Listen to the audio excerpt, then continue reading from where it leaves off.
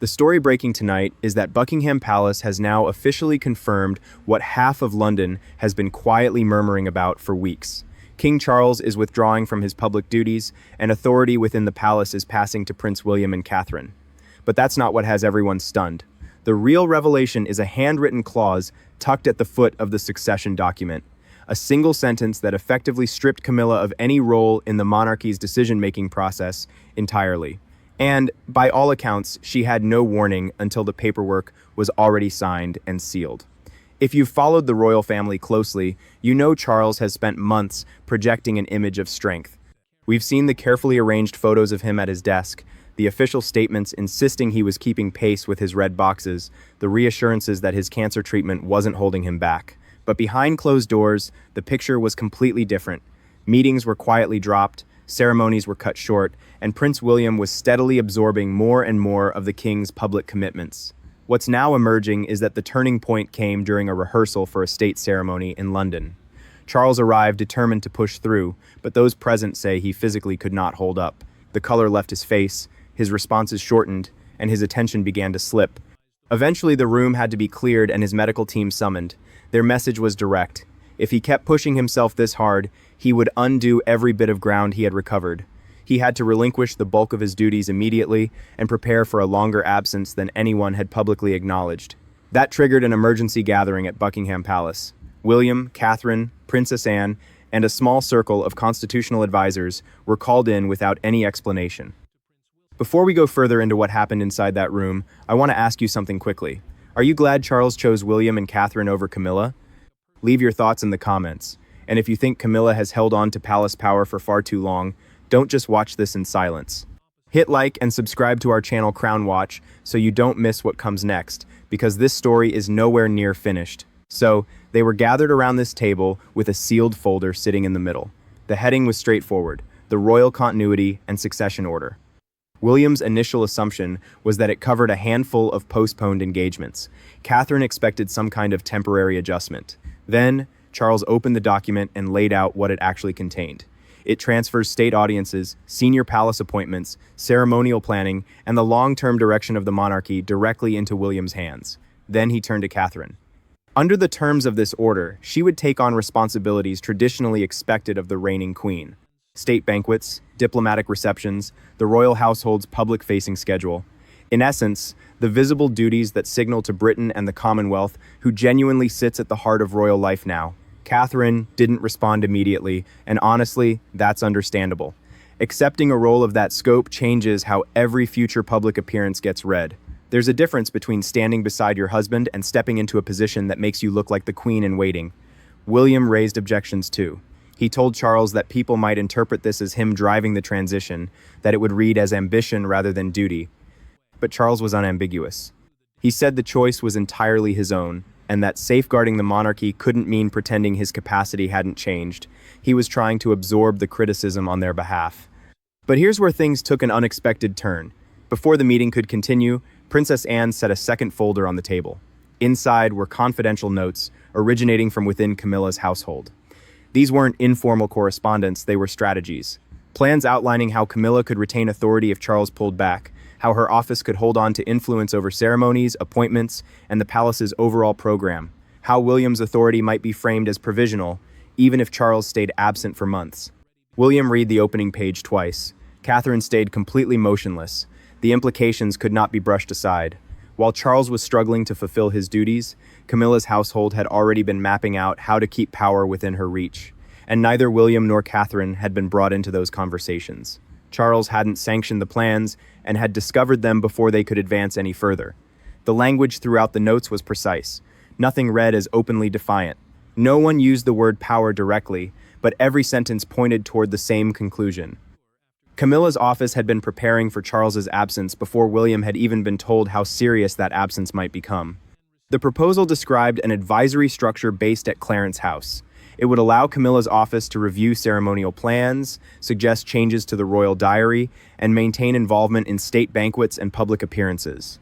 One paragraph even proposed that William's expanded role should be characterized as temporary, regardless of how long Charles remained away.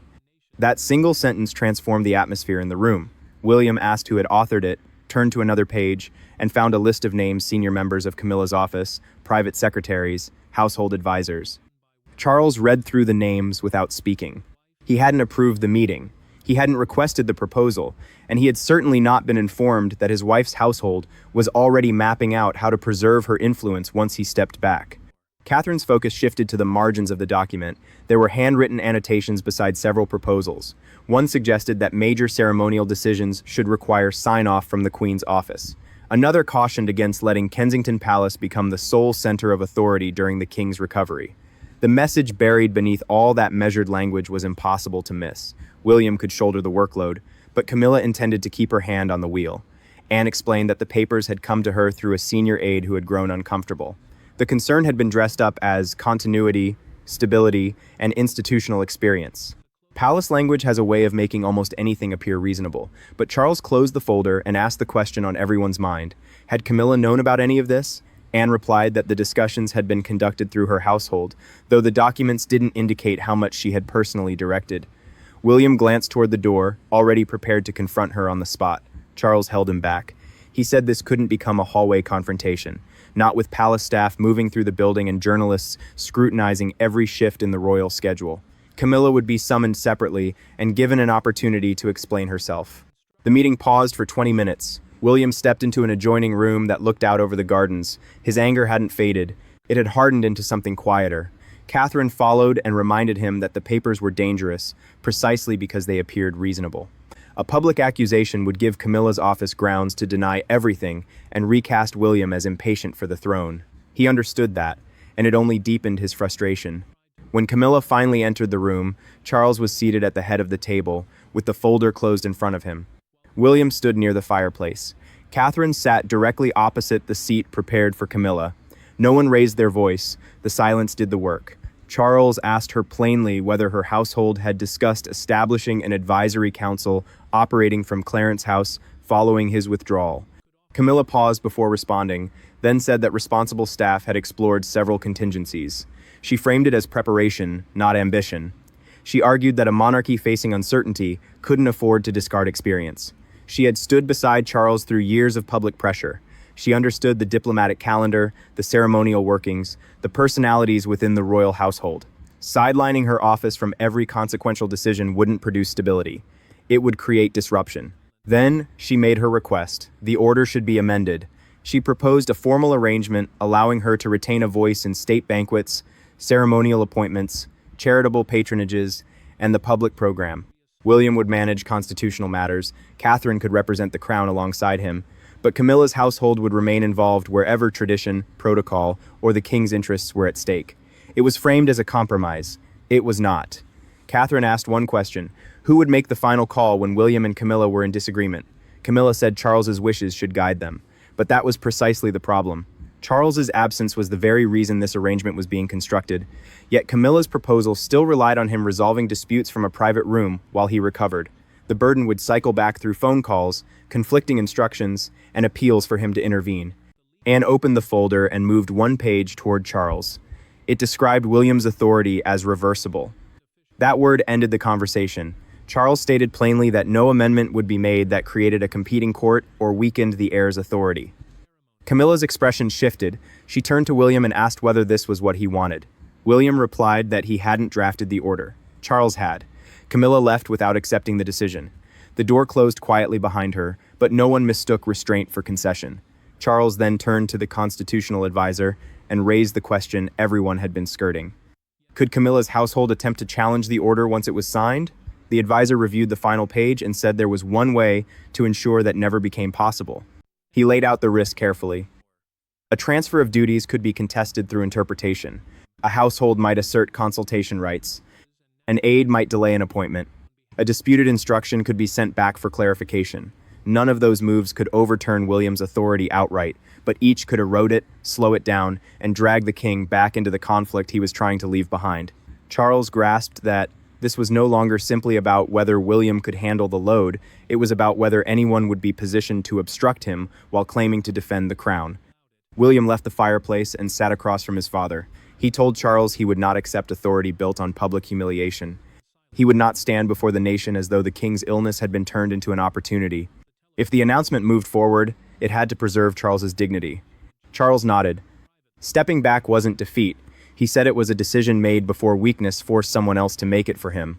Catherine asked how the handover would be communicated publicly. Her concern was transparency. The country couldn't be shown one picture while the palace operated under a different arrangement. If William was expected to lead, the public program had to say so. If Catherine was expected to take on the Queen's visible duties, no private office could quietly overturn her decisions.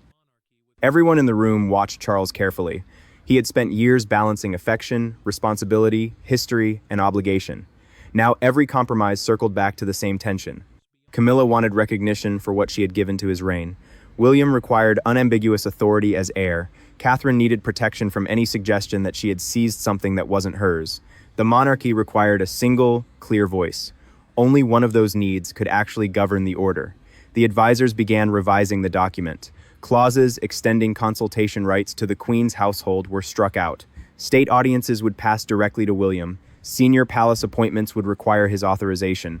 Long-term planning would shift under his office. Catherine would oversee state banquets, diplomatic receptions, ceremonial presentation, and the public program connected to the royal household, and she would serve as the bridge, not the ruler, not the rival, not a challenge to anyone's position. For nearly an hour, Charles read through every line. He asked what would happen if his recovery stretched from weeks into months, and then beyond what anyone was prepared to name. The responses grew less reassuring each time. A temporary arrangement could not remain temporary indefinitely, simply because naming what came next felt too difficult. The crown could not exist inside a permanent pause. Charles reached the final page. The signature line sat beneath the royal seal. With a fountain pen his private secretary had placed ready beside it. William expected him to sign then and there. Catherine braced for another delay. Instead, Charles moved his hand away from the signature line and toward the blank space beneath the final clause. He wrote slowly, "No authority granted through this document may be challenged by the Queen's household." That single sentence altered everything. William read it once, then read it again. The order was no longer simply a medical accommodation. It was a boundary. Charles hadn't merely handed responsibility to his son, he had sealed off the office most likely to contest how that responsibility would be exercised. Catherine looked toward Anne. Anne gave no outward reaction, but her stillness made clear she understood the magnitude of what had just occurred. Charles had chosen institutional clarity over domestic peace, and he had done it in his own hand. That detail mattered. Typed language could be attributed to advisors. Legal phrasing could be dismissed as standard procedure. A handwritten sentence from the king could not be explained away as an administrative formality. Charles signed beneath it. Anne signed as witness. William placed his hand on the document without lifting it. For a few seconds, father and son sat on opposite sides of the table, both aware that the paper between them had altered more than the royal schedule. It had relocated the center of power. A secretary came in, sealed the copies, and asked where the first should be sent. Charles answered without pausing, "Clarence House." Camilla received it before the public announcement had even been drafted. She turned through the pages, reached the handwritten line, and stopped. Then she summoned her staff. The meeting at Buckingham Palace had concluded. The contest over what Charles had signed was just getting started. At Clarence House, Camilla's staff had prepared for anger. What they encountered instead was composure. She set the copy of the order on a table and asked each advisor to read the handwritten sentence. Nobody spoke. The words were too direct. They left no opening for negotiation, no discreet route back into palace decisions, no basis for arguing that William's authority still hinged on her approval. Camilla asked whether the sentence could be softened before the announcement was released. Her legal advisor responded carefully. The king had written it personally. The seal had been applied. Anne had signed as witness. Any change to the wording would require Charles to reopen the order entirely. Camilla recognized the bind. Charles had closed the door before she could get near it. Her private secretary floated another idea: she could appear beside him anyway. A unified image might preserve influence the document had stripped away. Camilla dismissed it immediately. Standing in front of palace cameras while William and Catherine were presented as the monarchy's new center would look like she was endorsing it. Worse, it would turn her into a witness to her own sidelining. She refused to give them that image. Across London, Buckingham Palace moved with unusual efficiency. Communications staff drafted the statement. Ceremonial teams measured out positions in the throne room. Security personnel reworked arrival schedules. Government contacts in Westminster received restricted briefings that the king would speak to the country about the future conduct of royal duties. The phrasing was deliberate. Charles was not abdicating, William was not being crowned, Catherine was not being named queen, yet every practical detail pointed toward the same conclusion. Authority was moving, public responsibility was moving, the visible burden of the crown was moving with it. The palace statement would describe it as continuity, the room would recognize it as succession. Charles insisted on speaking first himself. His advisors pushed for a written statement, distributed through official channels, but he refused to let his illness do the talking for him. He would look into the cameras, deliver the decision in his own words, and make it clear that William had not pushed for this. That mattered to him, more than anyone outside that room appreciated. William had spent years preparing to inherit the crown, but preparation was not desire. Charles understood how easily the public could reframe duty as ambition. A single photograph of William near the throne, a carelessly chosen phrase, one implication that Catherine appeared too, settled in the role, and the transition could be recast as a family power grab, so Charles would carry the explanation himself. He approved a short address stating that his recovery required a significant reduction in his duties. He would confirm that William was assuming responsibility for state audiences, senior appointments, and strategic planning. He would name Catherine as the person overseeing major ceremonial functions and the household's public program. Then he added a line none of his advisors had written. The future must not wait for pride to admit what duty already knows. No one moved to cut it. At Clarence House, Camilla received the final running order. Her arrival time had been left blank. A place near Charles during the opening statement had been left open, but no role had been assigned to her beyond that. She could attend as his wife. She could not participate as a decision-maker. The distinction was sharper than any public rebuke could have been. Camilla sent one final message to Buckingham Palace. She asked whether Charles might reconsider the restriction on her household if she agreed to appear beside him publicly. The reply came back 20 minutes later. The order would stand as signed. Camilla canceled her car. Outside Buckingham Palace, broadcasters began live coverage. Crowds gathered beyond the gates. Newsrooms across Britain cleared their schedules. The first images showed senior officials entering through a side entrance, followed by Anne, then William and Catherine. Camilla was absent. Speculation spread almost immediately. Some reported illness, others pointed to a private falling out. Palace officials responded to every inquiry with the same phrase, a family matter.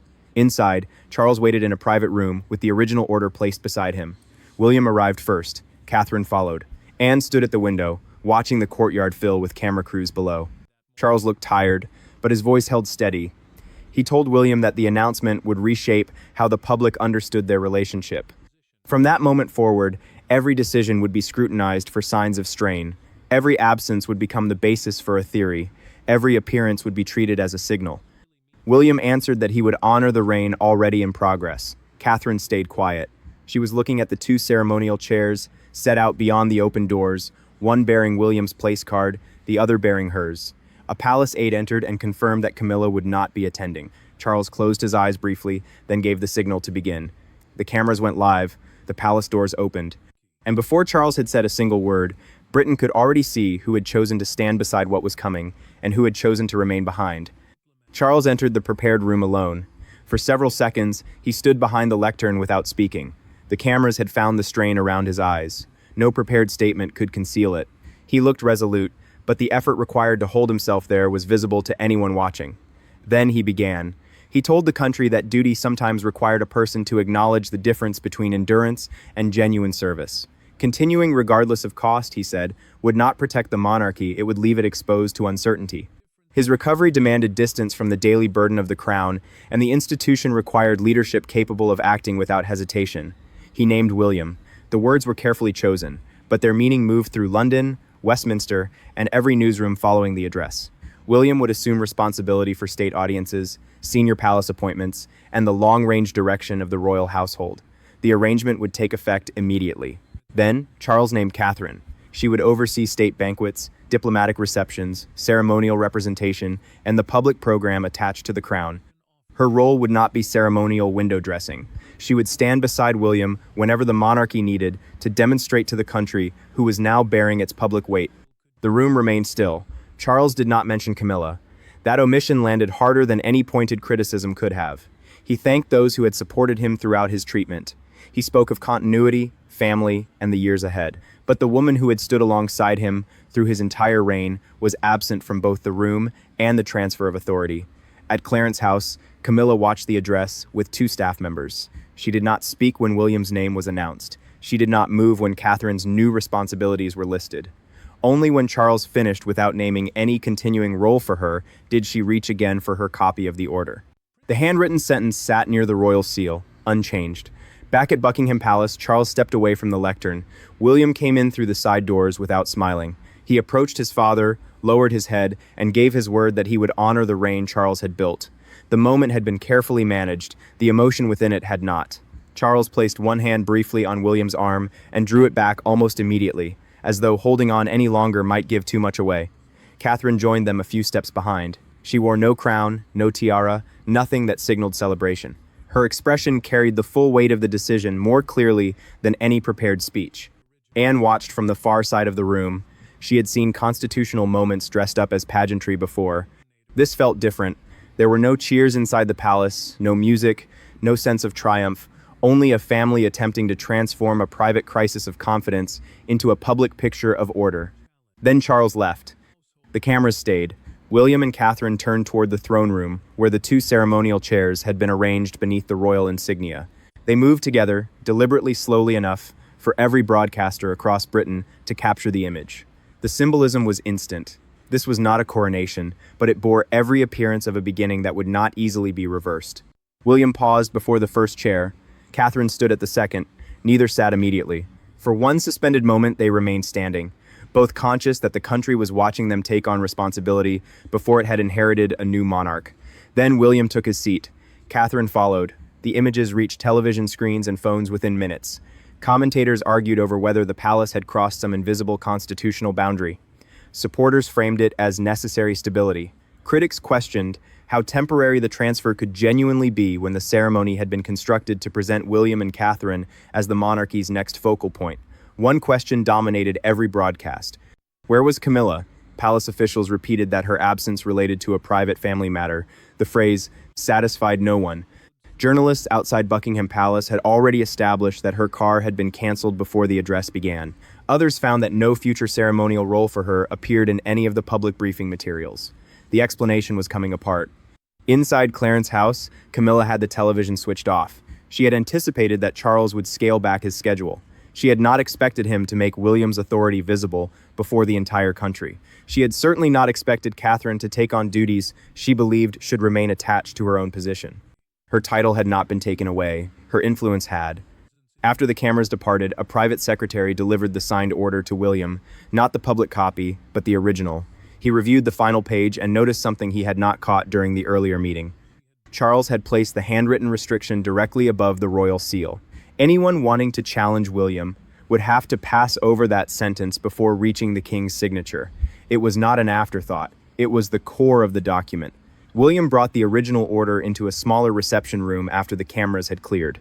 The noise from outside Buckingham Palace continued, but the building itself felt emptied of ceremony. Charles was waiting near the window. Catherine stood beside a table covered with briefing papers.